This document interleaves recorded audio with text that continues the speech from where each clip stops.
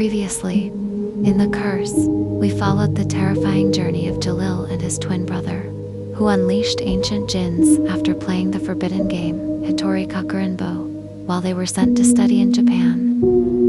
We witnessed a Dukat and the Ra and their mother Khadijah battling dark forces summoned by a secret organization intent on destroying Malaysia.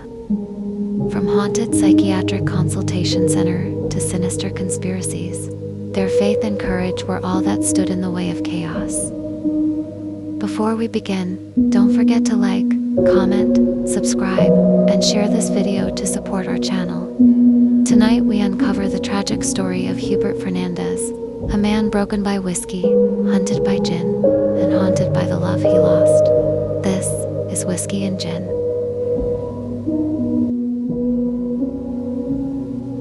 I suppose if you want to understand why I ended up this way, you have to go back to when we were all young. Young and stupid. Back then in Kuala Lumpur, before everything fell apart. We were chasing what people called the Malaysian dream. A future where anything seemed possible, even for kids like us. We were living in the leftover shell of the old European colonial order.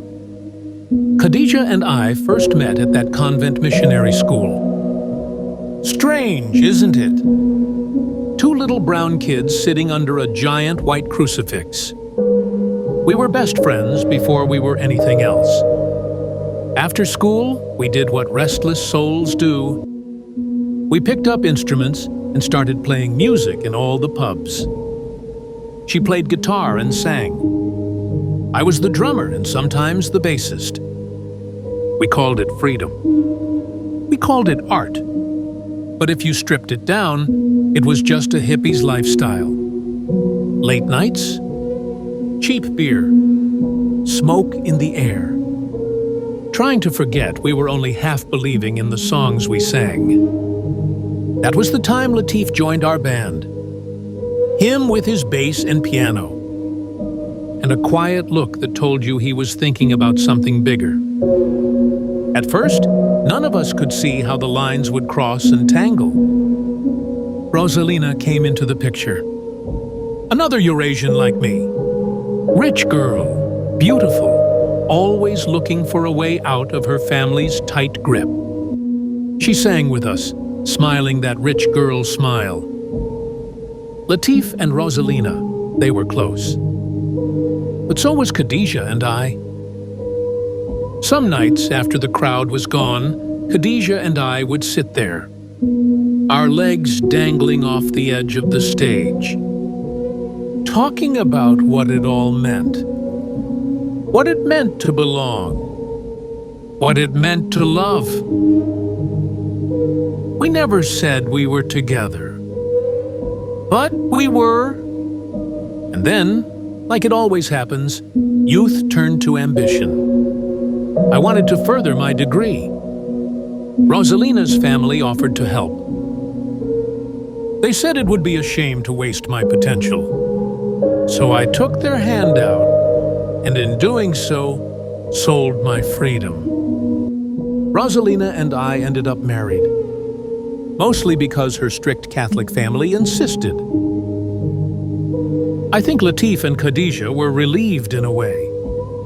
It let them move forward too. They kept playing. They renamed the band the Ibu and the Ah Ya. They were still chasing the Malaysian dream, thinking music could bring a better life. They found two new players, Marcus Lee Yu, the policeman who played bass on weekends, and Jafar Arjuna, Latif's cousin, on drums. When they performed, they looked like a family. Jafar brought his little girl, Nurul Azlina. Marcus brought Jason and Josephine Lee Yu. Those kids would sit cross-legged on the pub floor, watching wide-eyed. They reminded Latif and Khadijah that you couldn't stay young forever. When Latif started spending time with the Jama'at Tabligh at Masjid India, I wasn't surprised. He was always searching for something purer. Khadija followed him. Their music faded.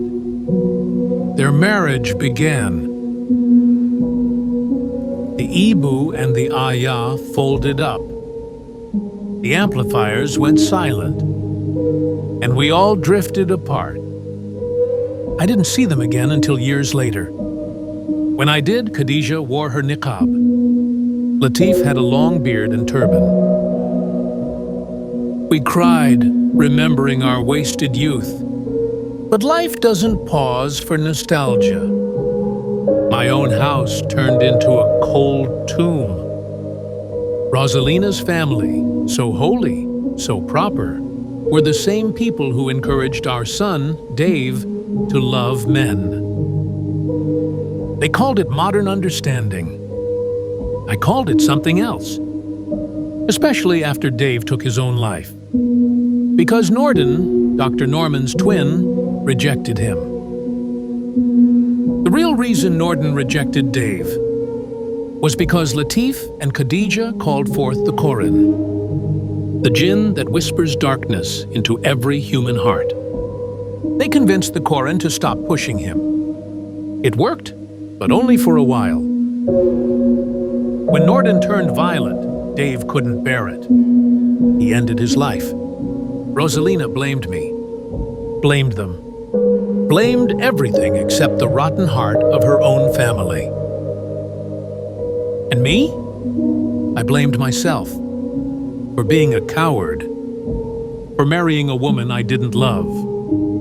I couldn't take her hypocrisy anymore. She treated me like a slave because they paid for my degree.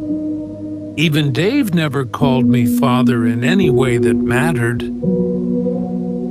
After Dave died, Rosalina wanted revenge.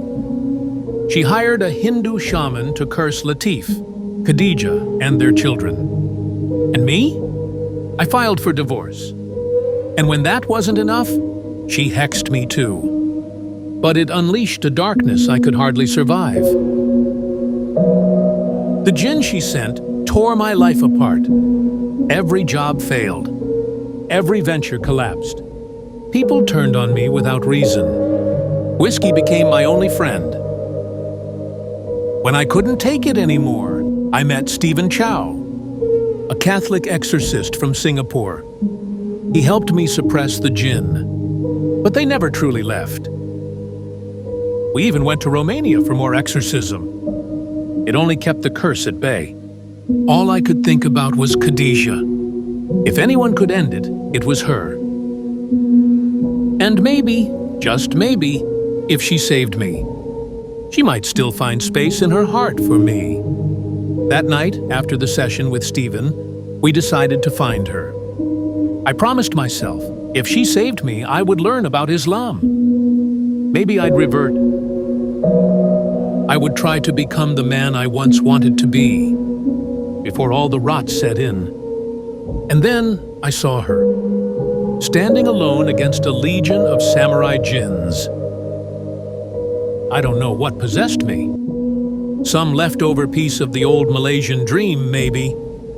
Or just the memory of a girl who used to laugh with me under the neon lights of a hippie bar. Whatever it was, it drove me to help her, even if I had nothing left to give. So yeah, that's how I ended up here. Hubert Fernandez, the old drunkard with nothing left to lose. If God has mercy, maybe he'll forgive me. If Khadija has mercy, maybe she'll help me. And if the Djinns have their way, maybe tonight is the night they finally take me.